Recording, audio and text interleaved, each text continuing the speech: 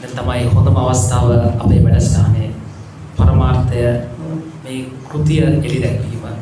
මම මුලින්ම ආරාධනා කරනවා මහා සංඝරත්නයට අතිපූජනීය මහා ස්වාමීන් වහන්සේලාට ඔබතුමා විසින් රචනා කරපු මේ හෙළ ඉතිහාසය පිළිබඳව ත්‍රිපිටකයේ මතුවන හෙළවීමේ උරුමය මතු කළ මැන යට කළ දවස කෘතිය පූජා කරන ලෙස මහා සංඝරත්නයට ඊට පස්ව අප පුළුවන් විදියට නිතිතුමනි අපි පැමිණි ආරාධිත අමුත්තන්ට අපි පොත බෙදාහරි.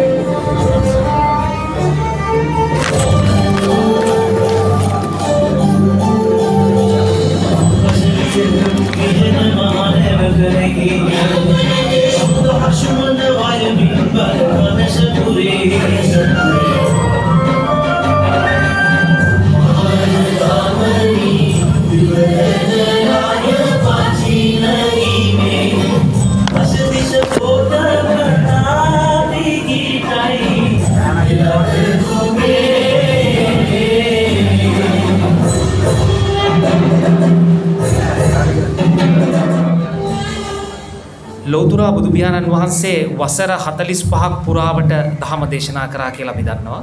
අපි ඉගෙනගෙන තියෙනවා සූත්‍ර දේශනා. එතකොට ඒ සූත්‍ර දේශනා තියෙන්නේ ත්‍රිපිටකයේ.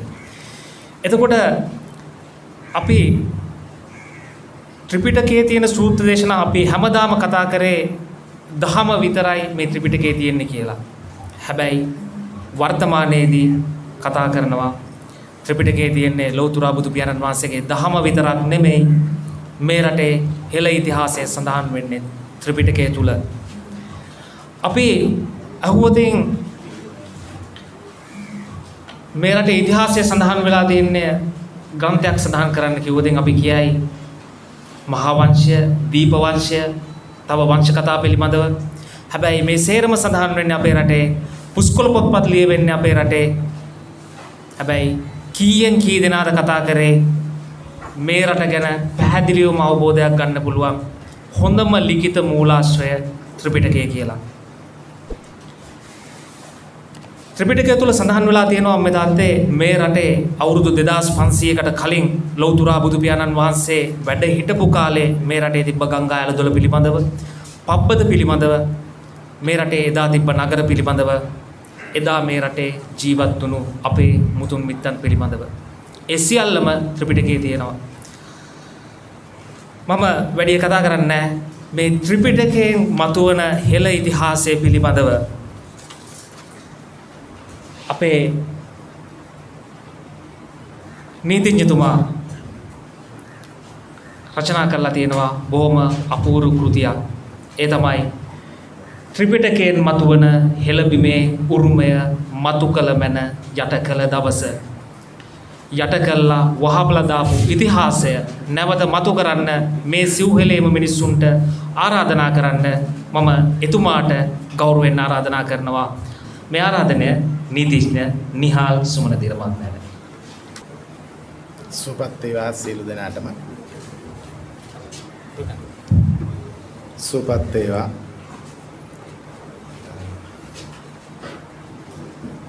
රාමඤ්ඤ මහානිකායේ නියෝජ්‍ය අධිකරණ සංඝනායක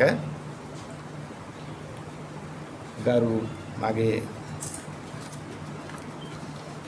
හාල්පන්විල පාලිත ස්වාමීන් වහන්සේ ඇතුළු අපේ වන්දනීය පූජනීය ස්වාමීන් වහන්සේලාගෙන් අවසරයි. මුලින්ම මේ පැමිණි සිටින මගේ ආරාධනාව පිළි අරගෙන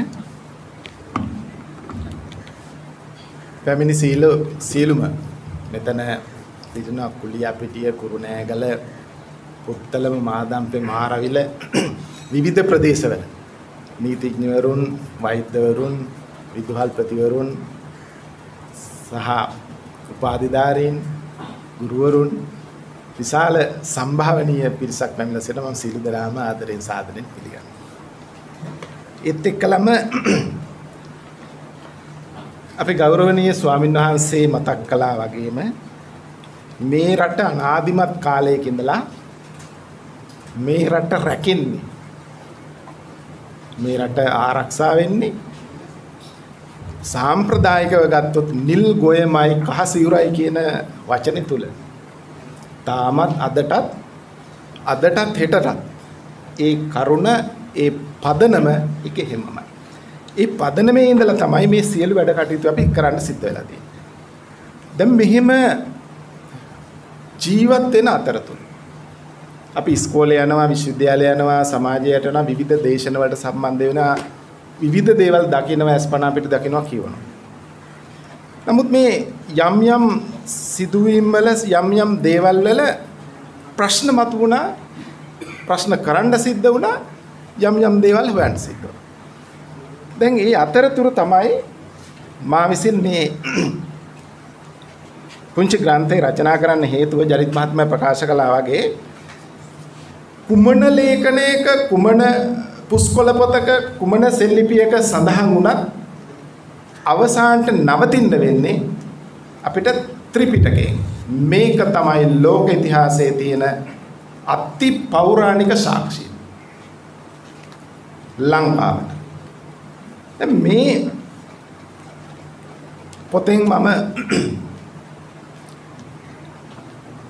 ඉස්මතු කරලා පෙන්නන්නේ, ඉස්මතු කරන්න උත්සාහ කරන්නේ ත්‍රිපිටකයේ සූත්‍ර දේශනා 25ක් තියෙනවා. ඒ 25න් යම් කොටස් අරගෙන තමයි මේක මම සම්පාදනය කළේ. ත්‍රිපිටක බුද්ධ ජයන්තියේ තිබෙන සූත්‍ර දේශනාවල කොටස් ඒ ආකාරයෙන්ම පේස් කරලා තියෙනවා. මමවත් ලියලා නෙමෙයි, ඒවා ඒ ආකාරයටම අරගෙන තිබෙනවා යම් කොටස්. දැන් මේ සූත්‍ර දේශනාවල අපි පහුගිය කාලේ විශාල සූත්‍ර දේශනා ත්‍රිපිටකේ පරිශීලනය කළා. පරිශීලනය කරන්න ලේසි, ඉන්ටර්නෙට් එකෙන් පරිශීලනය කරන්න pitaka.lk කියලා ගත්තාම ත්‍රිපිටකයම අපට ගන්න පුළුවන්, බලන්න පුළුවන්. එහිදී එක කරුණක් දැක්කා. මොකද්ද? දැන් මේ බුදුහාමුදුරුවෝ කාටද බණ කිව්වේ? කාටද ධර්ම දේශනා කළේ? බුදුහාමුදුරන්ගෙන් බණ අහපු මිනිස්සු කොහෙද හිටියේ? සාම්ප්‍රදායිකවම මහා භාරතේ. නමුත් මේ ත්‍රිපිටකය පරිහරණය කරපුවාම මුළු ත්‍රිපිටකයේ පුරාම ඉන්නේ බුදුහාමුදුරුවෝ බණ කියලා තියෙන්නේ එක්කෝ යකෙක්, නැත්තම් නාගයෙක්, නැත්තම් දෙවියෙක්, බ්‍රාහ්මණයෙක්, ගාන්ධාරයෙක්, කුම්භාණ්ඩයෙක්, මෙන්න මේ අය. එහෙමනම් ඉන්පස්සේ සොයා බැලුවා මේ ජනතාව කොහෙද හිටියේ? ත්‍රිපිටක සූත්‍ර දේශනා සියල්ලෙම ඉන්නේ මේ පිරිස නම් මේ සියල්ල ඉතිහාසයේ සොයද්දී මේ සියල්ලෝම මේ සියලුම ජනතාව ඉන්නේ මේ හෙළ බිමේ. මේ අපේ රටේ මහා භාරතයේ එක යකෙක් නැහැ, එක නාගයෙක් නැහැ, එක කුම්භාණ්ඩෙක් නැහැ, එක දෙවියෙක් නැහැ. හැබැයි බ්‍රාහ්මණයෝ අපේ ලංකාවෙත් හිටියා, මහා භාරතයේත් හිටියා. බ්‍රාහ්මණ ගම්මාන තිබුණා අපේ රටේ. තිවක්ක කියන බමුණු ගම තිබුණා. රාජ්‍ය පුරෝහිතයෝ හිටියා අපේ රටේ බ්‍රාහ්මණයෝ. ඒ හැරුණකොට ලෝකෙ කිසිම රටක නැහැ අපේ රටේ හිටිය ජනතාව. එහෙමනම් පොඩි ගැටලුවක් තියෙනවා. බුදුහාමුදුරුවෝ වෙනත් රටකින් ඇවිල්ලා මෙහෙට බණ කියලා ආයෙ ගියාද? එහෙම නැත්නම් මේ රටේ ඉඳගෙන මේ මිනිස්සුන්ට බණ කිව්වද? මම නෙමෙයි සාක්ෂිය ත්‍රිපිටකය. මගේ කිසිම අදහසක් නැහැ, මතයක් නැහැ, යෝජනාවක් නැහැ. මේක තමයි සාක්ෂිය. ඒක මේ තමුන්නාන්සලාට මේ පොත පරිහරණය කරන්න ලබා දෙනවා. මේ සූත්‍ර 25ට අමතරව තවත් ත්‍රිපිටකයේ ඕනෑම තැනක පෙරලන්න 80 මහා ශ්‍රාවකයන්ගෙන් සමන්විත සියලු භික්ෂු පරපුර යක්ක නාග දේව කුම්භාණ්ඩ ගාන්ධාර බ්‍රාහ්මණ මෙන්න මේ අයගෙන් සැදුම්ලත් සිවණක් පිරිස මේ අය හිටිය අපේ රටේ. ඒක තමයි ප්‍රධාන වශයෙන්ම මා මේ පොතෙන් මතු කරලා දක්වන කරුණ.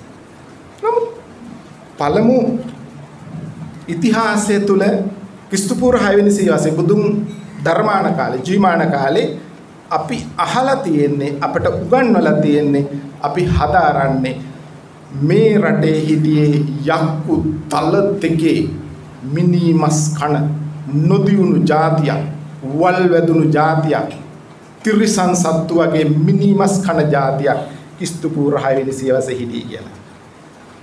පස්සේ ඒක හරිද කියලා බැලුවා. මට පෙරදින විශ්වවිද්‍යාලයෙන් ඉතා දුර්ලභ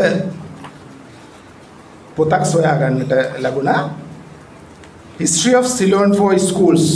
මේක ලියලා තියෙන්නේ 1900 එල්ලි බ්ලිස් කියන සුදු ජාතික මහත්තයා. මේ පොතේ තමයි ලංකා ඉතිහාසයට, ලංකාවට සුදු අධිරාජ්‍යවාදීන් ඉස්කෝලවලට උගන්වන්න සිලබස් එක හදපු එක. මේ තමයි සිලබස් එක. මේක ලිවි එල්.ඒ. බ්ලිස්. මෙහි 81 වෙනි පිටුවේ සඳහන් කරනවා ක්‍රිස්තුපූර්ව 6 වෙනි සියවසේ අපේ රට පිළිබඳව. අපේ රටේ the 6th century Ceylon, the eastern sea is the center of a very large trade. නැගෙනහිර මුහුද ලෝකේ ජාත්‍යන්තර වෙළඳ මධ්‍යස්ථාන. මේ අපි ඉගෙනගෙන තියෙන අපේ රටේ මිනිමස් කන නොදියුණු ජාතියක් සිටියායයි කියන කාලෙ තුල අපේ රටේ. ඊපස්සේ යට සඳහන් වෙනවා in the 6th and 8th centuries there were frequent embassies to China from Ceylon. 6 වෙනි සියවසේ බුදුහාමුදුරුවන්ගේ කාලේ අපේ රටේ තානාපති සම්බන්ධකම් තිබිලා තියෙනවා චීනෙත් එක්කලා. එහෙමනම් ලේසි පාසු රටක් නෙමෙයි. තවත් මෙන්න මේ නිසා සොයන්නට සිද්ධ වුණා ඉතිහාස ගවේෂණය කරම වසර 2ක් මුළුල්ලේම ඉතිහාස ගවේෂණයකට යෙදෙනවා මේ නීතිඥ වෘත්තියට අමතරව. දැන් නිකමටීතෝ සංගමිත්තාතරණියගෙන් පස්සේ තමයි අපේ ශ්‍රේණි 18ක් කුල ඇවිල්ලා සියලුම දේවල් මේ රට පෝෂණය වෙන්නේ. අක්ෂර කලාව, කලා ශිල්ප, එතකොට විවිධ දේවල්. නමුත් එතකොට කාට රාජ්‍ය පරපුර විජයගෙන් ආරම්භ වුණා කියලා කියනවා. දැන් බලමු දැන් විජයට පෙර හිටියේ නැද්ද අපේ රටේ ජනතාව? පැහැදිලිනේ. පොඩි බණ්ඩ පුංචි බණ්ඩ චූලෝදර මහෝදර ඒ කතාව. කැලණි මණියක්කික ඊට පස්සේ කතරගම ප්‍රාදේශීය නායක මහා ഘോഷ කතරගම චෛත්‍ය හදන්නේ සිද්ධාර්ථ කුමාරයාගේ රන් මගුල් කඩුව නිදන් කරලා. ගිහලා කිව්වල බලන්න මම පින්තූර තියෙනවා. කතරගම චෛත්‍යයේ දකුණු පැත්තේ තියෙනවා විශාල ගල් පුවරුවක්. ඒක ලියලා තියෙනවා සිද්ධාර්ථ කුමාරයා නේරංජනා නදී තීරයේදී කේස චන්දනය කළ රන් මගුල් කඩුව සහ වැඩහිටි පුටුවක් සහ කේස ධාතු නිදන් කරලා ඒ චෛත්‍ය හදන්නේ. ඒ බුදුන් වහන්සේගේ ධර්මාන කාලයේ 8 වෙනි වර්ෂේ ඒ චෛත්‍ය හදන්නේ. එහෙමනම් සංඝමිත්තාතරණින් වහන්සේ කලා ශිල්ප ගෙනාවයි කියන කරුණ ප්‍රශ්නයක්. ඒ වෙද්දිම තියෙනවා කැලණි චෛත්‍ය මණියක්කික නාරජ්ජුරුව හදන්නේ. මයංගනේ චෛත්‍ය. එන්න ඉතිහාස ප්‍රශ්නයක් අපට උගන්ලා තියෙන කරුණ ප්‍රශ්නයක්. ඊළඟට විජයට පෙර රජවරු ඉන්නවනේ. මණියග්ගක නාරජුරු, මහාഘോഷ, චූලෝදර මහෝදර. ඒ විතරක් නෙමෙයි තව අපි නිකන් ඉතිහාසය අහලා තියෙනවා සක්‍රයාගේ ප්‍රියදුරා තමයි මාතලී කියලා ජනවහරේ තියෙන කතාව. මට වඩා මේක සිසිර මහත්තයා විග්‍රහ කරයි සමහර විට. ඒ ජනවහරේ තියෙන සක්‍රයාගේ ප්‍රියදුරා මාතලී. එතකොට සක්‍රිය කියන්නේ කවුද? අපේ රටේ තමයි ලෝක ඉතිහාසය ගත්තාම දැන් පුස්කොළ පොත්වලින් අපේ රට නෙමෙයි වැඩ ගන්න ඇමරිකාව. ඒක තමයි ඇත්ත. එංගලන්තේ. එහි සෙල්ලිපියක් තියෙනවා බමරගල මහරජ පණිත බමන දූතක පරුමක මතලියලෙනි. පණිත කියලා අපේ රටේ රජ කෙනෙක් ඉන්නවා. ඔහුට තියෙනවා ගුවන් යානා. ඔහුගේ රියදුරා තමයි මාතලි. ඔන්න ක්‍රිස්තුපූර්ව 6 වෙනි සියවසේ. මම නෙමෙයි කියන්නේ සෙල්ලිපි. එතකොට මෙන්න ක්‍රිස්තුපූර්ව 6 වෙනි සියවසේ ලංකාව කියන්නේ ලෝකේ බලවන්ත රටක්. අද මහා බලවතුන් ඉන්නේ ලෝකෙට 5යි. ඒ කාලේ ක්‍රිස්තුපූර්ව සියවසේ ලෝකේ මහ බලවතා අපේ රට. එතකොට මේක ඉතිහාසයෙන් අපිට එන්නේ නැහැ. ඒක හොයන්න ඕනේ, පොත්පත් හොයන්න ඕනේ, අවසානට ත්‍රිපිටකයට යන්න ඕනේ. ත්‍රිපිටකයේ කරුණ අනුව අනිවාර්යයෙන්ම එනවා. දැන් අපේ රටේ යක්ක නාග දේව කුම්භාණ්ඩ ගාන්ධාර මේ අය හිටියයි කියන එක ඉතාම පැහැදිලි. දැන් මහා වංශේ සඳහන් වෙන ආකාරයට බුදුන් වහන්සේ 3 වරක් ලංකාවට වැඩියා. හැබැයි මහා වංශේ කිසිම තැනක කියන්නේ බුදුන් වහන්සේ වැඩි පිට රටකින් කියලා. අපි දන්නේ ඉන්දියාවෙන් හොයවා මහාභාරතේ හොයවා ඒ කාලේ සින්දු දේශේ මේ මහා වංශේ නෑ බුදුන් වහන්සේ මහාභාරතෙන් ඉන්දියාවෙන් ආවා කියලා. හැබැයි ලංකාවට ආවයි කියලා තියෙනවා. එතකොට මෙතන බුදුන් වහන්සේ ලංකාවට වඩින්නේ පළවෙනි අවස්ථාවේ 9 වෙනි මාසේ. එන්නේ මහියංගණයට. ඇවිල්ලා අපි ස්වාමීන් වහන්සේගේ දේශනාවක මම අහුවා ඇවිල්ලා බුදුන් හාමුදුරුවෝ ඒ යක්කුයි කියන මිනිස්සුන්ට යක්ක ජනතාවට කතා කරනවා මාගේ ඥාතිවරුනි. මාගේ ඥාතිවරුනි කියලා කතා කරන්නේ. ඒ ඇවිල්ලා සම්මතයේ තියෙන මහා වංශයේ තියෙන ගිරි දෙවියන් අතට අරගෙන අපේ රටේ මිනිස්සු පන්නලා දානවා. ඒකට බුදුහාමුදුරුවෝ කවුද? වෙනත් රටකින් ආපු ත්‍රස්තවාදී. ආව අපේ රටේ මිනිස්සු ඒවා. පිළිගන්න පුළුවන්ද නැද්ද කියලා තීරණය කරන්න. එහෙම බුදුවරු කරනවාද? මහා කාරුණිකය කරනවාද? එහෙමනම් ඒක හරිනම් පිළිගන්නවා නම් පල්ලමු ත්‍රස්තවාදියා කවුද? පල්ලමු ත්‍රස්තවාදියා කවුද අපේ රටේ? එතකොට ඊළඟට එනවා දෙවෙනි අවස්ථාව. නාගදීපෙට දුනු ඊතල අරගෙන බිම දාලා බුදුන් වහන්සේට යටත් වෙන නාගින් කවුද? මිනිස්සු අපේ රටේ. ප්‍රතාපවත් සල්ලිකාර මිනිස්සු. උත්තර පැහැදිලි යක්ක නාග දේව. දේව කියලා ඊට පස්සේ තියෙන මෙන්න මේ මහා වංශේ 15 වන පරිච්ඡේදයේ 67 පිටුව තියෙනවා. බුදුන් වහන්සේ 3 වනවර ලංකාවට වැඩියට පස්සේ අනුරාධපුරයට ගිහිල්ලා ලංකාද්වීපෙහි මිනිසයන් නැති බැවින් දීපෙහි සිටියා වූ දේව සමූහයාටද නාගයන්ටද මොනවට අනුශාසනා කොට සංඝයා සහිතව අහසට නැගී දඹදිව වැඩසේක. දැන් එතකොට එහෙමනම් දේව ගෝත්‍රිකෝ දෙවියෝ ඉන්නේ අනුරාධපුරේ නෙමෙයිනේ, දෙවියෝ ඉන්නේ දිව්‍ය ලෝකෙනේ. දිව්‍ය ලෝක 6යිනේ තියෙන්නේ. නමුත් මෙතන කියනවා අනුරාධපුරේ සිටි දෙවියන්ටද නාගයන්ටද අනුශාසනා කොට දඹදිව ගියයි. මම දේව ගෝත්‍රය ගැන තව මතුවට ප්‍රකාශ කරන්නම්. දඹදිව ගියා කියලා. දැන් ඊළඟට අපිට මතුවෙන ප්‍රශ්නේ තමයි දඹදිව. අපේ ස්වාමීන් වහන්සේ කිව්වා වගේ දඹදිව කියන කරුණ. දැන් දඹදිව කියලා රාජාවලිය මාචාර්ය ඒ.වි. සුරවීර මෙන්න මෙහෙම තියෙනවා කවියක. අපේ මුනි වර්ෂයෙන් ලත් 723ක ඒ බැමිණියා සාය දඹදිව පැමිණි වර්ෂයක දකිමින් එකක් දඹදිව රජ කළ වර්ෂයක පැලඹූ තිලවට මතුසක වර්ෂය. දැන් බැමිණි තියාසාය කියලා අපි අහලා තියෙනවානේ, පුංචි අය පවා දන්නවානේ අපේ රටේ ඉන්නේ බැමිණි තියාසාය තිබුණේ. වලකම්බා රජුගෙන් කාලේ. එතකොට මේ රාජාවලිය තියෙන්නේ ඒ බැමිණි සාය දඹදිව පැමිණි වර්ෂයක. ඒකට මේ බැමිණි තියා සාය තියනවායි කියන්නේ දඹදිව. ළඟට තොටගොමුවේ සිට රාහුල හාමුදුරුවෝ සැලලිහිණි සංදේශය 99 වෙනි කවිය. මෙව කියනවා කතනෙත දුන් රුසිරු රස අඳුන්වන පතනර ලොව පුර සඳසිරි හඳුන්වන විකුමෙන් මෙදඹදිව නිරිඳුන් මුදුන්වන අප පැරකුම් නිරිඳුට දූල අඳුන්වන. මේ ජම්බුද්දීපේ රජවරුන්ට ප්‍රධානියා වූ පරාක්‍රම බාහු රජුරුවන්ගේ දිය. මේ සැලලිහිණි සංදේශය තියෙන කෝට්ටෙව්ගේ. ඒකට දඹදිව කොහෙද? ඊළඟට දඹදිව අපේ රටට පෙර භාවිතා කළ නම් 150කට වැඩි ප්‍රමාණයක් තියෙනවා. එහි තියෙනවා කකුසඳ කොණාගම කාශ්‍යප බුදුහාමුදුරන් කාලේ ඕජදීප වරදීප මණ්ඩදීප කියලාත් අපේ රටට හඳුන්වනවා. ඊළඟට අධ්‍යාපන අමාත්‍යාංශයේ ඊතක්ෂිලා වෙබ්සයිට් එකේ තියෙනවා අපේ රටට ජම්බුද්දීපය කියලා තියෙනවා. මාගාව සීලුම සාක්ෂි තියෙනවා. ඊතක්ෂලාවට ගිහිල්ලා යන්න වෙබ්සයිට් එකට යන්න. අපේ රටට ගිහුව පැරණි නම් වලට යන්න ජම්බුද්දීපය කියලා අපේ රටට කියලා තියෙනවා.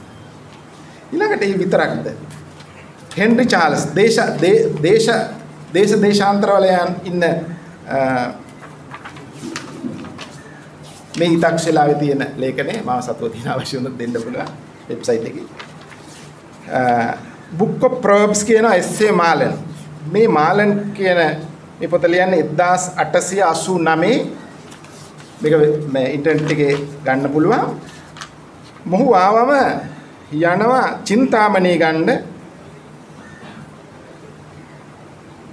It is like a merchant from Jambudweep. Bracket ඇතුලේ තියෙන වරහන් ඇතුලේ තියෙන සිලෝන්. ඒකට ජම්බුද්දීප කියලා කියන්නේ සිලෝන් ලංකාවට කියලා සඳහන් කරනවා. මේ යන්නේ ලංකාවේ දකුණු ප්‍රදේශයට මැණික් ගේන්න. ඊට පස්සේ හෙන්රි චාල්ස් සඳහන් කරනවා 1845 ඔහු කොළඹ ඉඳලා සතපුම් 57ක් යනවා නැගෙනහිරට ජම්බුද්දීපයට නෝතාණ්ඩුකාරයා මුණ ගැහිලා නැවත එනවා හිඳලා ජම්බුද්දීප ඉඳලා කොළඹට 57. හෙන්රි චාල්ස් සිලෝන් and සිංගලිස් කියන පොතේ. ඊළඟට රොබර්ට් නොක්ස් අවුරුදු 19ක් මේ රටේ සිටි පුරවැසියෙක්.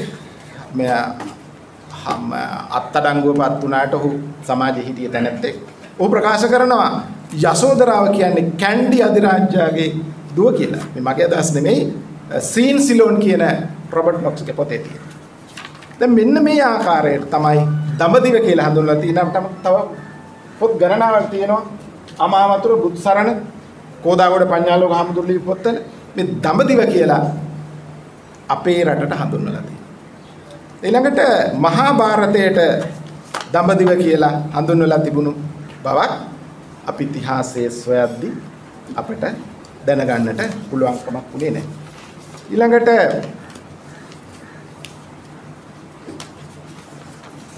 දැන් මෙන්න මෙහෙම ඉතිහාසය සඳහන් කරද්දී අපිට සිද්ධ වෙනවා මෙන්න මේ ජනතාව යක්ක නාග දේව කුම්භාණ්ඩ කියන මේ ජනතාවත් මෙහෙම සිටියේදී කොහොමද මේ අපේ රටේ ඉතිහාසය වෙනස් වුණු ආකාරය. දැන් තව තිබෙනවා මේ ජනතාව සිටිය මහා වංශය තියෙනවා ත්‍රිසිංහලේ කඩිම් කියලා පොතක් තියෙනවා. ඒක ලියන්නේ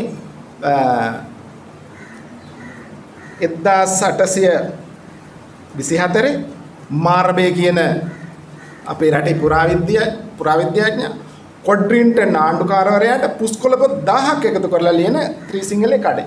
එහි සඳහන් වෙනවා ජන වර්ගයන්. සඳහන් වෙන්නේ යක්කවලිය, නරවලිය, නාගවලිය. මෙන්න මේ ආකාරයෙන් තමයි අපේ රටේ හිටපු ජනතාව හඳුන්වන්නේ. එතකොට ඊළඟටම තවත් දැන් ත්‍රිපිටකයට ගත්තොත් ත්‍රිපිටකයේ සඳහන් වෙනවා මහා ගෝවින්ද කියලා සූත්‍රය. මහා ගෝවින්ද සූත්‍රය සඳහන් වෙන්නේ ඉන්නවා ප්‍රතාපවත් රජ කෙනෙක් රේණු රජුරුවන්ගේ පියා. රේණු රජුරුවන්ගේ පියාගේ පුරෝහිතයා තමයි ගෝවින්ද බ්‍රාහ්මණයා. ගෝවින්ද බ්‍රාහ්මණයාගේ මරණයෙන් පස්සේ ගෝවින්ද බ්‍රාහ්මණයාගේ පුතාගේ නම ජෝතිපාල. ඒතර ජෝතිපාලලා ඉන්දියාවේ මහාභාරතයේ ඉන්නවද මම දන්නේ නැහැ. ඒතර ජෝතිපාලෝගේ නම.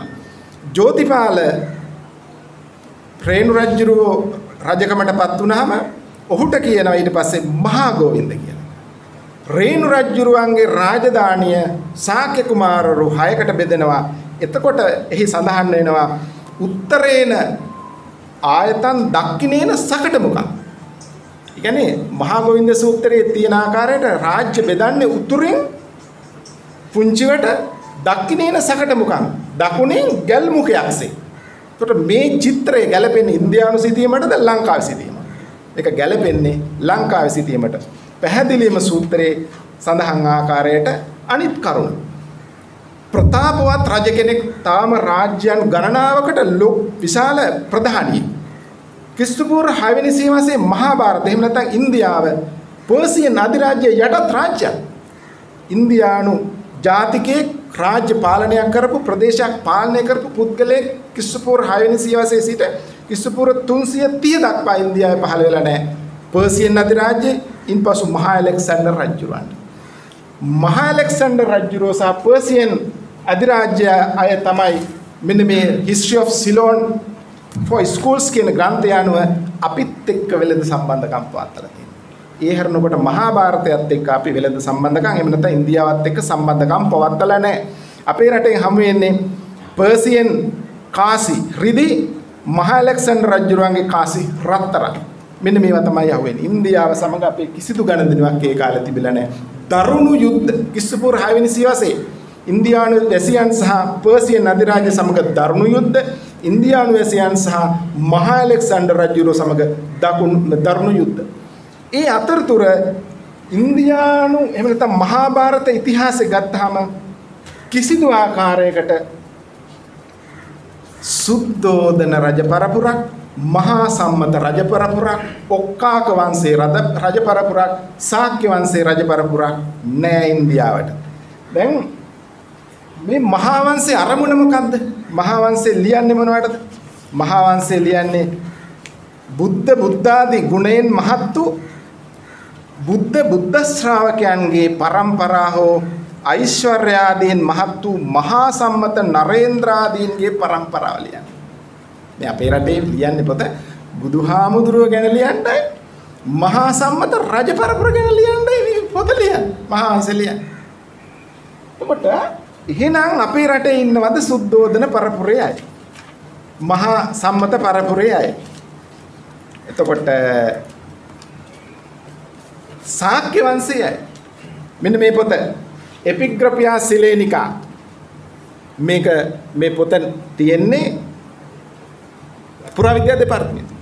පුරාවිද්‍යා දෙපාර්තමේන්තුවේ තියෙන පොතේ සඳහන් වෙනවා අපේ රටේ 4 වන මිහිඳු 5 වන මිහිඳු කෝට්ටේ 6 වෙනි පැරකුම් ගජබා සුන්දර මහදේවි ශාක්‍ය වංශේ සුද්ධෝදන පරපුරේ කෝට්ටේ 6 වෙනි පැරකුම් මහා සම්මත රජ පරපුරේ 4 වෙනි මිහිඳු මහා සම්මත පරපුරේ මේ සියලුම රාජ පරම්පරාවල් තියෙන්නේ අපේ රටේ. එහෙනම් ඇයි මෙව හංගගෙන ඉන්නේ?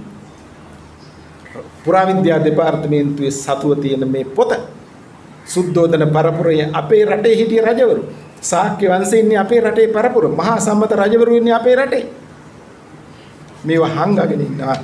ඒක තමයි අර ස්වාමීන් වහන්සේ කිව්වා වගේ කුසලයට එන්න තව ටිකක් ප්‍රමාද වෙලා තියෙන හංගගෙන ඉන්නවා.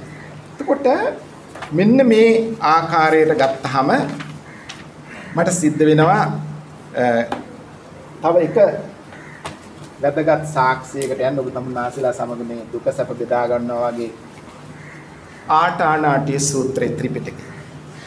ආටානාටි සූත්‍රේ තමයි ත්‍රිපිටකය ගත්තාම මේ රටේ තාම මනරම් ඉතිහාසයක් ගොඩනගන.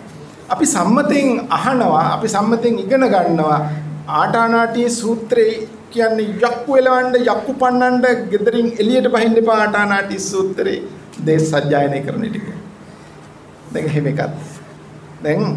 මෙතන තියෙන්නේ චත්තාරෝ මහරජා ආටානාටි සූත්‍රයෙන්. චත්තාරෝ මහරජා සිව් මහරජවරු. මේ දෙවියෝ නෙමෙයි. චත්තාරෝ මහරජා කියන්නේ ධෘතරාෂ්ට්‍ර විරූඪ විරූපාක්ෂ වෛශ්‍රවණ. චත්තාරෝ මහරජා. ඇයි මේ අය බුදුන් වහන්සේ ළඟට යන්නේ? බුදුන් වහන්සේ ළඟට යන්නේ යක්ක නාග ගාන්ධර්ව කුම්භාණ්ඩ දේව නැහැ. මෙන්න මේ ප්‍රධානීන්ගේ රජවරු 4 දෙනා තමයි යන්නේ බුදුන් වහන්සේට ප්‍රඥප්තියක් අරගෙන. ඇයි ප්‍රඥප්තියක් අරගෙන යන්නේ? මේ යක්ක හෙලේ යක්ෂයන්ගේ අඩවියේ අපේ ගෞරවනීය ස්වාමින් වහන්සේලාට හිරිහැර වෙනවා. යක්ෂ ගෝත්‍රිකයන්ගෙන් ඉන්න දෙන්නෙම නැහැ. ඒ නිසා මේක රාජසභාව දක්වා ගියාම රජවරු 4 දෙනා කල්පනා කරනවා මේකට ඇක්ට් එකක් පනතක් සම්මත කරගන්න ඕනේ. හැබැයි පනත සම්මත කරලා නිකන් ඉන්නේ කසාද බඳින්න දෙන්නේ සමාගමෙන් පන්නනවා හිසේ ලෝහ පාත්‍රයක් දානවා. මෙන්න මේ ආකාරයට නීති මාලාවක් තියෙනවා. හැබැයි අපි සම්මතයෙන් දැන් ඉගෙන ගන්නේ මේ අය රජවරුන් කියලා. දැන් හරි රජවරුන්ම අපි කියමුකෝ දෙවිවරුන් කියලා. දෙවිවරුන්ම කියලා සිතන්නකෝ. දැන් අපි දන්න ගති 31ක් තියෙනවා. දිව්‍ය ලෝක 6යි, බ්‍රහ්ම ලෝක 20යි, සතර අපායයි, මනුෂ්‍ය ලෝකයයි. මෙන්න මේ ආකාරයට තමයි මේ චක්‍රය අපි ඉපදෙන්නේ. මෙතන නෑ යක්ක කියලා කොටසක් නෑ. එතකොට දිව්‍ය ලෝකවල දැන් සතර අපායේ ඉන්නවා තිරිසන් අපාය. එතකොට දිව්‍ය ලෝකවල ඉන්නේ දෙවිවරු. දිව්‍ය ලෝකවලට දිව්‍ය ලෝකේ වෙනත් අය මිනිස්සුවත් තිරිසන් සත්තුවත් ඉන්න බෑ. හැබැයි ප්‍රශ්නයක් මතුවෙනවා. වෙසමුණි රජුරුවන්ගේ රාජධානිය. වෙසමුණි රජුරුවන්ගේ රාජධානිය අපිට මේ දෙවි දේවතාවරුන්ගේ ප්‍රධාන දෙවියා වෛශ්‍රවණ දෙවියා. වෛශ්‍රවණ දෙවියන් වහන්සේගේ රාජධානිය ආලකමන්දාව. සහ තවත් උන්වහන්සේට රාජධානියක් තියෙනවා වීසානා රාජධානිය කියලා. එතකොට දැන් මේ රාජධානිය ගැන ආටානාටියේ සූත්‍රයේ තියෙනවා. එතුමා කියනවා බුදුන් වහන්සේ ළඟට ගිහිල්ලා නතේ බීජම් පවපන්ති නපීනීයන්ති නංගලා අකට්ටපාකි මන්සාලින් පරිවිඤ්ඤන්ති මානසම්. කියනවා මේ අපේ සමහර ජනතාව හරි කම්මැලි කුඹුරට ගිහිල්ලා මේ කුඹුර වපුරලා කැම කන්නේ නැහැ. නිකන් කම්මැලිකමට කැලේට ගිහිල්ලා ඉතින් ඇල්සාල් පොතු අරගෙන කනවා. සමහරු දඩයන් කරලා ගන්නවා. ඒකට අපි ජනතාව දඩයන් කරනවාද දෙවියෝ? කුඹුරු හානවා. දැන් ඊළඟට ඊ ආලකබන්දාව රාජධානිය ගැන කියද්දී තව කියනවා එහි ඉන්නවා වලි කුකුල්ලු ඇලදොලවල් වල කක්කුට්ටෝ මොනරු. දැන් මේ තිරිසන් ලෝකේ ඉන්න අය වෙසමුණි රජුරන්ගේ රාජධානිය ඉන්නවා. ඒතොර එහෙමනම් මේක දිව්‍ය ලෝක ස්ථානයක්ද මනුස්ස ලෝක ස්ථානයක්ද? එතකොට ඉතා පැහැදිලි එහෙමනම් මේ යක්ෂ සේනාධිපතියක් කොහෙද? මහාවංශ ත්‍රින් සිංහලේ කඩෙන් අනුව මේ වෛශ්‍රවණ කියන යක්ෂ සේනාධිපතියා මිනිසෙක් නම් ඔහුගේ පදිංචිය ලංකාවේ. හොරෝපතාන බෙරවාගම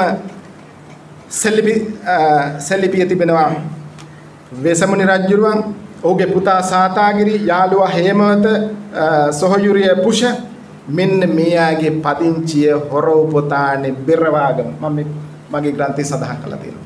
එහෙමනම් යක්ෂ සේනාධිපතිවරුන්ගේ ගම වෙසමුණිගේ ගම අනුරාධපුරේ හොරෝපතාන නම් එහෙමනම් වෙසමුණි අපේ රටේ හිටිය රජ කෙනෙක්.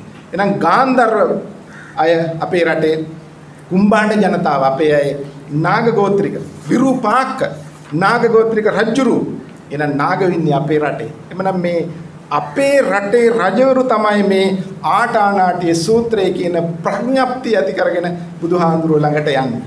ඊපස්සේ මේක හැබැයි මෙතන අපිව රවට්ටපු එක තැනක් තියෙනවා. අපිට මේ දේව සංකල්පයක් කොහෙන් හෝ ඇවිල්ලා නිසා තමයි මේ පිස්සු පිහාට්ටු වගේ තැන් තැවලට යන්නේ.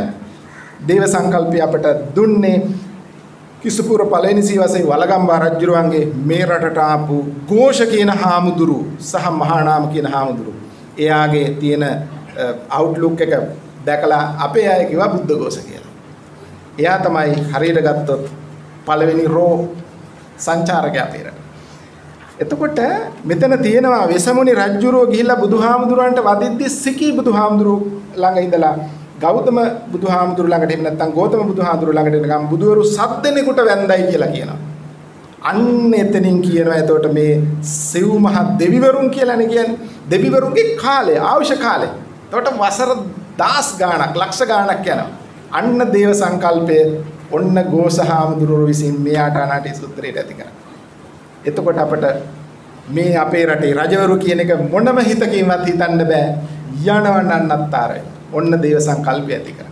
ඒ නිසා මේ ආටානාටිය සූත්‍රයේ යන්නේ මගධ රාජ්‍යයට ගිහිල්ලා බිම්බිසාර රජුරුවන් පිළිබඳව උදාහරණයකට අරගෙන බුදුහාමුදුරන්ට මේක සැලකරනවා. භික්ෂු භික්ෂුණී උපාසක උපාසිකාවන්ගේ යහපත සඳහා මොකද්ද මේ ආටානාටි සූත්‍රය කියන්නේ? ප්‍රාදේශීය නායකයෝ 40ක් පත් කරනවා. කුටෙන්ඩු විටෙන්ඩු මාතලේ චිත්තසේන ජනෝසභ මෙන්න මේ ආකාරයට 40ක් ප්‍රාදේශීය නායකයෝ. අන්න එතනක් ඉන්නවා මාතලේ. මුචලින්දක් ඉන්නවා. බුද්ධ ඉතිහාසෙ මුචලින්ද තියෙනවනේ. මේ මුචලින්ද කියන ප්‍රාදේශීය නායකයා මේ ආටානාටි සූත්‍රේ ඉන්නවා. මේ අයපත් කරනවා. හැබැයි කියන්නේ අපේ ස්වාමීන් වහන්සේලා දේශනා කරපන් අයං යක්කෝ හෙටේති අයං යක්කෝ හිංසති අයං යක්කෝ විහිංසති. ඒ කියන්නේ මෙන්න මේ මිනිහා මට හිංසා කරනවා, මෙන්න මේ මිනිහා මට පීඩා කරනවා, මෙන්න මේ මිනිහා මට වද හිංසා පමුණවනවා කියලා කෑ ගහලා කියන්න ඕනේ. මේ සූත්‍රයේ තියෙනම හඬගා කියන්නේ. එතකොට මේ ප්‍රාදේශීය නායකයෝ තැන්තම ලෝකේ මුර සංචාරය කරන සෙබළු ස්ථානගත කළා තියෙනවා. ඔවුන් ඇවිල්ලා වරදකරුවන්ට තරාතිරම නොබල දඬුවම් දෙනවා. මෙන්න මේක තමයි ආටානාටි සූත්‍රය. ඊළඟට තව ත්‍රිපිටකයේ සූත්‍රයක් තියෙනවා වේලු කණ්ඨකී නන්ද මාතා සූත්‍රය. මේ දැනට මාස එකමාරකට කලින් කොළඹ විශ්වවිද්‍යාලයේ මහාචාර්යවරයෙක් දෙරණ නාලිකාවේ වේලු කණ්ඨකී නන්ද මාතා සූත්‍රය සම්බන්ධව දේශනයක් කරද්දී කියනවා එහි තියෙන්නේ වෛශ්‍රවණ දෙවියා උඩින් යද්දී නන්ද මාතා කියන කාන්තාව සජ්ජායනය කරනවා. එතකොට ඒක අහන්න මේ වෙසමුණි දෙවියෝ ඇවිල්ලා උළුවස්ස ළඟ ඉඳ කියනවා සොයි මම ඔබගේ සොහයුරේ සොයුරිය මම ඔබගේ සොහයුරේ කියලා මේ දෙවියෝ කියනවා කියන්නේ. නමුත් වේලුකණ්ඨකී නන්ද මාතා කියන සූත්‍රේ මම සඳහන් කළා තියෙනවා එහි තියෙන්නේ වෛශ්‍රවණ රජුරෝ කියලා. දෙවියෝ කියලාවත් නෑ ආවස දේව ගෝත්‍රිකයකට එන්න පුළුවන්. මේ වගේ හතරවරම් පැලෙන බොරු කියනවා මේ අපේ රටේ සමහර උගත්. එතකොට එතනිනුත් පේන්නේ මේ වෛශ්‍රවණ රජුරෝ මේ යන්නේන උළුවස්ස ගාවට කියලා දෙවියෝ කියන්නේ නෑනේ. දෙවිවරු කියනවාද මන් දන්නේ. දෙවිවරු එහෙම කියනවාද? ඇවිල්ලා පිසිකලි පෙනී හිටිනවාද? ශාරීරිකව පෙනී හිටිනවාද? මෙන්න මේ ආකාරයට අපේ රටේ රජවරු අපිට අහිමි කරලා වෙනත් ලෝකයක පුද්ගලයන් කියලා මවපු අවස්ථා තියෙනවා. ඊළඟට කාලයත් ඉක්මන යන නිසා මම තව එක සූත්‍රයකට මම යොමු වෙන්නම්. දැන් දජග්ග සූත්‍රය. දජග්ග සූත්‍රය සහ සුසීම සූත්‍රය ත්‍රිපිටකයේ සඳහන්. සුසීම සූත්‍රයේ තිබෙන්නේ සුසීම දෙවියා. ත්‍රිපිටකයේ සඳහන් වෙන්නේ සුසීම දෙවියා ඇවිල්ලා බුදුන් වහන්සේ ආනන්ද හාමුදුරුවෝයි සරියුත් හාමුදුරන්ගේ ගුණ සාකච්ඡා කර ඉද්දී සුසීම දෙවියා සහ තවත් පිරිසක් ඇවිල්ලා බුදුන් වහන්සේට වැඳලා එකක් පසක ඉන්නවා. ඔන්න පිසිකලි ඉන්නවා. සූත්‍රයේ හැටියට සුසීම සූත්‍රය. එතකොට ඊපස්සේ බුදුහාමුදුරුවෝ වේළුවනාරාමේ නික්මලා අවුරුද්දක සංචාරයක් තියෙනවා පරිනිර්වාණයට. අම්බපාලි කියන කාන්තාවගේ අඹවණේ ඉද්දී ලිච්ඡවි රජදරුවෝ එනවා උන්වහන්සේව දකින්න. එතන ඉන්න භික්ෂුන් වහන්සේලාට බුදුහාමුදුරුවෝ කියනවා අන්න තවුතිසාවේ දෙවියෝ දැකලා නැත්නම් අර බලන්න. තවුතිසාවේ දෙවියෝ දැකලා නැත්නම් අර බලන්නයි කියලා කියන්නේ ලිච්ඡවි රජවරු පෙන්නන. එතකොට තවුතිසාවේ දෙවිවරු දැකලා නැත්නම් කියන කරුණ තුල එමනම් ෆිසිකලි කියන්නේ ශාරීරිකව දෙවිවරු මේ ලෝකෙ පහළ වෙනවාද කියන ප්‍රශ්නේ මතුවෙනවා. අපිට දැන් තවත් සක්‍ර කියන වචනයක් අහු වෙනවා. සක්කපන්න සූත්‍රය කියලා තියෙනවා. නේවම් මේ සුතං ඒකං සමයං භගවා මගදේසු විහෙරති පාචීනතෝ රාජගහස්ස අම්බසණ්ඩානාම බ්‍රාහ්මණ ගාමෝ තසුත්තරතෝ වේදිතේ පබ්බතේ ඉන්දසාල ගුහායන් කියලා. මේ ඉන්දසාල ගුහාවේදී තමයි සක්කපන්න සූත්‍රයේ දේශනා කරන්නේ. හැබැයි ඒ සක්කපන්න සූත්‍රයේ දේශනා කරන්නට පෙර බුදුහාමුදුරුවෝ ළඟට ඒ සක්‍රය යන්නට පෙර යවනවා දූතේ. කවුද? පංචසිකව යවන්නේ. පංචසික කියන්නේ ගාන්ධර්ව ගෝත්‍රේ මිනිස්සෙක්. එතකොට ප්‍රශ්න මතුවෙන්නේ දිව්‍ය ලෝකේ ඉන්න දෙවිවරු මනුෂ්‍ය ලෝකේම අරගෙන දූතයෝ විදිහට තෝල්කෝ විදිහට බුදුන් වහන්සේ ළඟට යනවාද? එහෙමනම් සක්‍රය කියන්නේ මෙතන දෙවියෙක්ද කියන කරුණ මතුවෙනවා. අනිත් එක දජග්ග සූත්‍රයේ තියෙනවා බුදුහාමුදුරුවෝ අතීත කතාවක් කියනවා සක්‍රය පිළිබඳව. භයං වා චම්බිතත්තම් වා ලෝමහංසෝ වා සෝපහිසති. සක්‍රයට බය ඇති වෙනවා, තැතිගැන්ම ඇති වෙනවා, බිය ඇති වෙනවා, පලා දුවනවා, ඇඟේ මයිල් කෙලින් වෙනවා මේ සක්‍රයට. එහෙමනම් අපි දන්න දිව්‍ය ලෝකයේ වල ඉන්න දෙදවුල් ලොවටම අධිපති සක්‍රයට බය ඇති වෙනවා, දුවනවාද, බයෙන් ඇඟේ මයිල් කෙලින් වෙනවාද? එහෙමනම් මේ ත්‍රිපිටකයේ තියෙන සක්‍රය අපේ ඉතිහාසය උගන්වන සක්‍රය ඔය දිව්‍ය ලෝක 6 තව්තිසාවේ ඉන්න දෙවියෙක්ද? එහෙම නැත්නම් හැබැයි අපේ රටේ සක්‍ර රාජ පරම්පරාවක් තිබුණා. මේ කියන තැනක්ද කියලා ත්‍රිපිටකයෙන් සොයා ගන්නට පුළුවන්. ඊළඟට අපේ බුදුහාමුදුරුවෝ අපේ ස්වාමීන් වහන්සේ ප්‍රකාශ කළාගේ මේ ත්‍රිපිටකය ගත්තාම බොහෝ පරිවර්තන දෝෂ තියෙනවා. විශාල පරිවර්තන දෝෂ ගොඩක් තියෙනවා. මොකද පිරුවාණා පොත් වහන්සේ සහ ත්‍රිපිටක බුද්ධ ජයන්ති අතර විශාල පාලි වචන වලත් පරස්පරතා තියෙනවා. දැන් පාලි කියලා භාෂාව මාගධී භාෂාවෙන් ආව භාෂාවක්. බුදුහාඳුරන්ගේ භාෂාව මාගධී භාෂාව. මේ රටේ තමයි මා තුල අලුලෙනේ මාගධී භාෂාවෙන් ත්‍රිපිටකේ ග්‍රන්ථාරූඪ කරන්නේ වලගම්බා රාජ්‍ය සමයේ. මාගධී භාෂාවේ ශබ්ද සංඥා විතරයි අකුරු සිංහල. ලෝකේ කිසිම මියුසියම් එකක සිංහල අකුරු නැහැ. නමුත් ලෝකේ පළවෙනි වතාවට ත්‍රිපිටකේ ග්‍රන්ථාරූඪ කරන්නේ සිංහල හෙළ අකුරෙන්. දීඝනිකාය අටුවාව 2 පිටුව 609 බුදුහාඳුරු සිංහලෙන් බණ කිව්වයි කියලා තියෙනවා.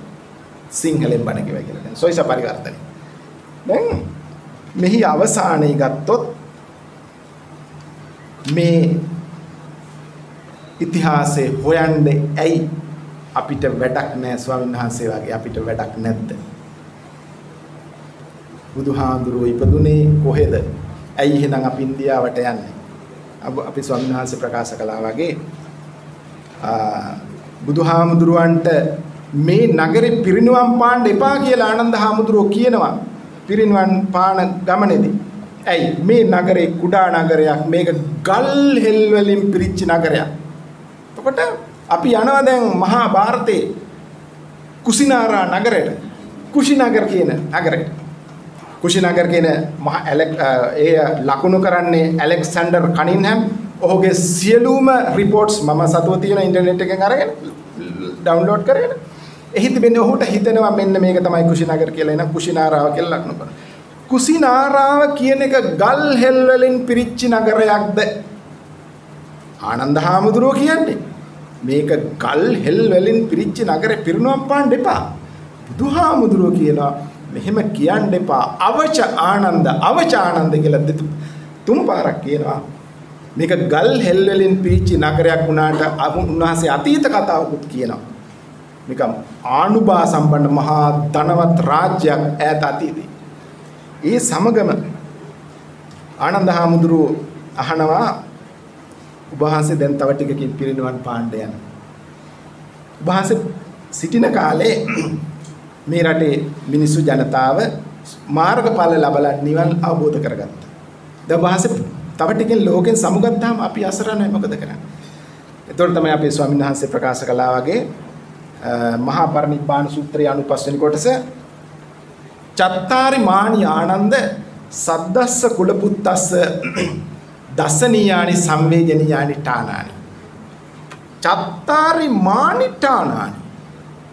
එතකොට වැදගත් වචනේ ඒකයි. චත්තාරි මානිඨානං. එතන මානි කියලා කියන්නේ මානේ නෙමෙයි. අපේ සිතේ ඇති වෙන රාග දෝෂ මෝහ වගේ දේවල් නෙමෙයි. මාන නෙමෙයි එතන.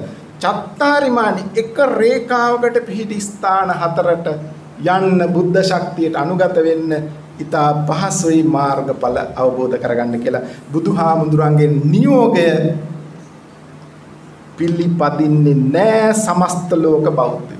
බුදුහාමුදුරුවෝ පිරිනුවම් පාණ්ඩ මිනිත්තු 5කට 6කට පෙර තමයි කිව්වේ මේ ස්ථාන හතරට යන්න කියලා. අපි අමතක කරලා තියෙන කරුණ මේකයි.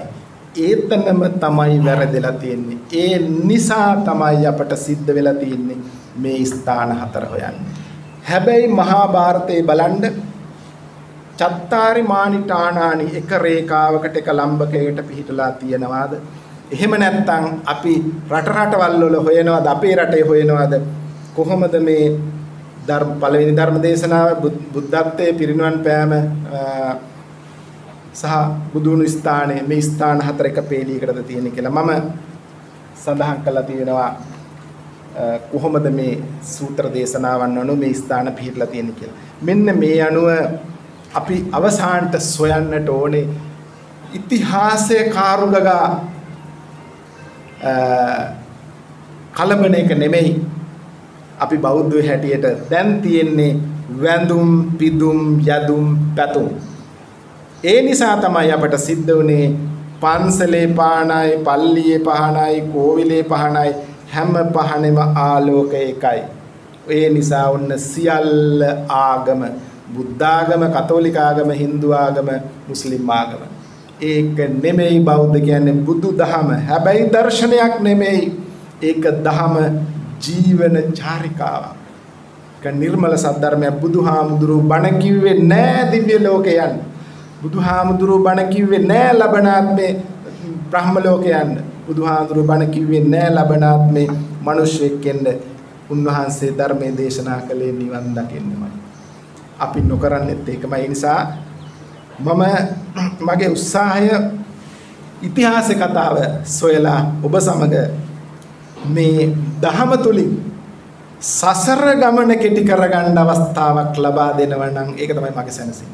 ඒ නිසා අවසාන මොහොතේ මම ප්‍රාර්ථනා කරන්නේ මා සඳහන් කරන්නේ බුදුහාමුදුරුවෝ මහා පරිනිබ්බාන සූත්‍රයේ දේශනා කළ ආකාරයට චත්තාරි මානිඨානානි සද්දස්ස කුල පුත්තස්ස දස්සනීයානි සංවේජනීයානි ඨානානි. මේ කරුණ තුලින් කුසල් වඩාගෙන සසර ගමන කෙටි කරගන්න උත්සාහයක යෙදෙන්න කියලා මම ප්‍රාර්ථනා කරනවා. සියලු දෙනාටම සුවපත් වේවා. මෙම පොත මනරම් විදිහට මාහට මුද්‍රණය කරන්න අවස්ථාව සලසා දුන්නේ මේක නොමිලේ බෙදා හරින්න. ත්‍රිපිටකයෙන් මතුවන හෙළබිමේ උරුමයි. මතු කළ මැන යට කළ දවස. මම ජනිත් මහත්තයාට දුන්නේ මෙහි ප්‍රොටෝකෝල් එකක් විතරයි. එතුමා මෙය ඊ타මත්ම මනරම් විදිහට පිටකවරයක් සකස් කරලා දෙපැත්තම මාහට ලබා දුන්නා. මේට දායකත්වයේ මා සත පහක්වත් මුදලින් මම දුන්නේ නැහැ. එතුමා මේ දායකවරුන්ගෙන් ආධාරකරුවන්ගෙන් විදේශගත වෙන්න අයගෙන් ආධාර අරගෙන තමයි මේ පොත මුද්‍රණය කළ තමන්නාසලට දුන්නේ. මම බලාපොරොත්තු වෙනා මාහට මේ සියලුම පොත් ලංකා පුරා ඉන්න අති බහුතරයකට මම හිතන්නේ පොත් 25000ක් විතර අපි මුද්‍රණය කරන්න බලාපොරොත්තු වෙනවා. මේ සියල්ලන්ටම ලබා දෙනවා. මේ පුණ්‍ය කර්මයක් ඇටියට සැලකනවා. ඒ නිසා මේ රටේ ඉන්න විදේශගත වෙන්න සියලු දෙනාට මේක ආධාර උපකාර කිරීම සම්බන්ධයෙන් පුණ්‍යානුමෝදනාවක් කරමින් ස්තුතිපූර්වක පින් අනුමෝදන් කරනවා. මිත්‍යාවෙන් එහා යථාර්ථයට